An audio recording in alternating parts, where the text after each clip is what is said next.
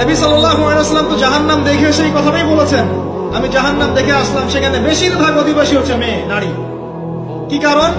তারা এমন কাপড় চোপড় পরে বাইরে ঘুরতো, যেই কাপড় পরেও তারা নগ্ন থাকতো। আমি কি ব্যাখ্যা করতে হবে? আপনি দেখতে পারেন না?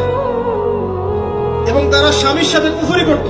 সারা জীবন স্বামী যদি তাদের ভরণ পোষণ দেয়, ভালোবাসে, মহব্বত করে, তাদের জন্য জীবনটা ক্ষয় করে ফেলে, এক পর্যায়ে গিয়ে বলবে সারাটা জীবন তোমার কাছে কিছুই পাইলাম না।